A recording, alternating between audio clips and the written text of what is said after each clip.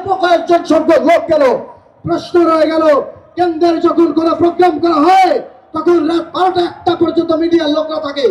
আমার প্রাইভেট বিশ্ববিদ্যালয়ে উপস্থিত জনগণ, উপস্থিত আপামর জনতা যারা ক্যামেরার সামনে আছে তাদের জানিয়ে দিতে চাই, সারা বাংলার পাবলিক মিলে ছাত্র সংখ্যা শহীদ হয়েছে, ছাত্রবারে শহীদ হয়েছে 11 জন।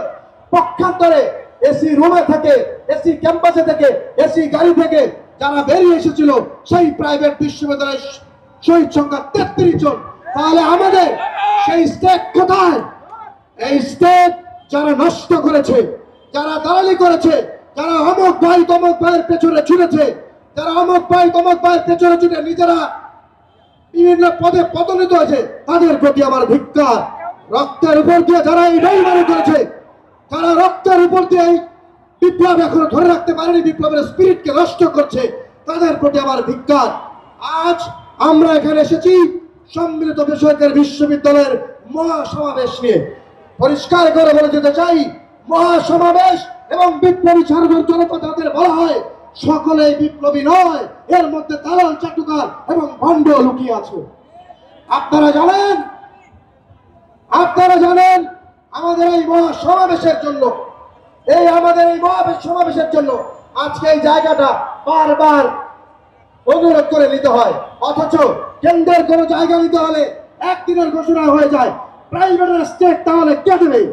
আমরা কোন পীর মুরিদ মেনে আন্দোলন করিনি, আমরা চাকরিচ্যুত হয়ে আন্দোলন করিনি, আমরা চাকরির জন্য আবেদনের জন্য ওয়েটিং লিস্টে থেকে আন্দোলন করিনি। মানবিক দৃষ্টি থেকে যখন দেখেছি আমাদের ভাই বোনকে টিয়ার শেল এবং গুলি দিয়ে আহত করেছিল, নিহত করেছিল, শহীদ করেছিল, সেই মানবিক দৃষ্টি থেকে আমরা আন্দোলন করেছিলাম। ভাই, এই আন্দোলনের সাথে প্রাইভেটের যোদ্ধাদের কোনো সম্পর্কই ছিল না। আন্দোলনটা ছিল কোটা বিরোধী আন্দোলন। এই আন্দোলন আমরা করেছিলাম মানবিক দৃষ্টি থেকে, এবং তারপরে এই গণ অভ্যুত্থান। পরিষ্কার করে বলে যেতে চাই, 9 দফার ঘোষক হয়ে যে বাংলার জমিনে এখন পর্যন্ত মূল্যায়ন হয়নি, 9 দফার ঘোষক হিসাবে আপনারা জানেন স্বাস্থ্য কেন্দ্র কমিটিতে আমি আছি। ফুটেজ খাইনি বলে, ফুটেজ খেতে চাইনি বলে সবসময় পেছনে থাকি। আজকে যখন আমাদের 4টা বাস ভর্তি মানুষ আনতেছিলাম, তখন বলতেছিল ভাই আজকে আপনারা যাচ্ছেন এতদিন পরে কেন? কারণ বলেছিলাম এটা প্রাইভেটের ডাক। একতাবদ্ধ হয়ে হানাহানি, মান অভিমান সবকিছু ভুলে গিয়ে এসেছি। এখানেও দেখেছি মাইনাসের রাজনীতি আছে। পরিশেষে বলতে চাই, প্রাইভেটের স্টেক নিয়ে যারা খেলছে, যারা পদের লোভে অমুক ভাই তমুক ভাইয়ের পিছনে ঘুরছে, তাদের প্রতি আমার হুঁশিয়ারি কান্ডারি একাই যথেষ্ট দালাল চাটুকারদের হটিয়ে দিতে।